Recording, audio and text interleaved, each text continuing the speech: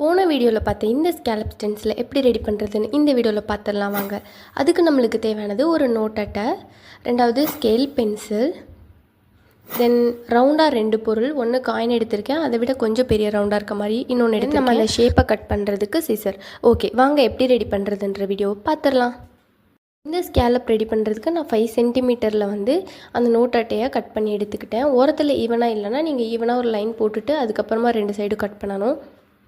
நான் இதில் சின்ன ஸ்கேலப் கட் பண்ணுறேன், அதனால் இந்த அளவு அகலம் எடுத்திருக்கேன். இன்னும் பெரிய ஸ்கேலப் கூட நம்ம ரெடி பண்ணலாம். அப்படி உங்களுக்கு வேணும்னா நீங்கள் பெரிய சைஸில் ஏதாவது ஒரு ரவுண்டு பொருளையும் இன்னும் அகலமாக அந்த கார்ட்போர்ட் அட்டையும் நீங்கள் வெட்டிக்கணும். இப்போ அந்த ரவுண்டு 2யுமே கட் பண்ணி எடுத்துகிட்டு இந்த ரவுண்டில் பாதி ரவுண்டை மட்டும்தான் நம்ம எடுத்துக்க போகிறோம். ஸோ அதை பாதியாக கட் பண்ணிவிட்டு பெருசில் ஒன்று சின்னது ஒன்று நான் எடுத்துக்கிட்டேன். இப்போ ஒரு சைடு பெருசை வந்து அப்படியே வச்சு எவ்வளோ இருக்குதுன்னு பார்த்துட்டு ஃபஸ்ட்டு அந்த விட்டுக்கு ஒரு லைன் போட்டுக்கிறேன். அந்த ஸ்கேலப், அந்த ஹாஃப் ஸ்கேலப்போட அந்த ஸ்டென்சில் அளவுக்கு நான் பார்த்துட்டு ஃபுல்லாக மார்க் பண்ணி ஸ்ட்ரைட்டாக வந்து ஒரு லைன் போட்டுக்கிட்டேன். இந்த ரவுண்டு போடுறதுக்கு நீங்கள் வந்து எந்த பொருள் வேணால் யூஸ் பண்ணிக்கலாம். ரவுண்டாக இருக்கிற எந்த பொருள் வேணால் யூஸ் பண்ணிக்கலாம். காம்பஸ், ப்ரோ சர்க்கிள், பேங்கிள், இந்த மாதிரி எது வேணால் யூஸ் பண்ணிக்கலாம். அண்ட் ஸ்கேலப் சைஸுக்கு தகுந்த மாதிரி நீங்கள் உங்களோட அந்த ரவுண்டு போடுறத சூஸ் பண்ணிக்கணும்.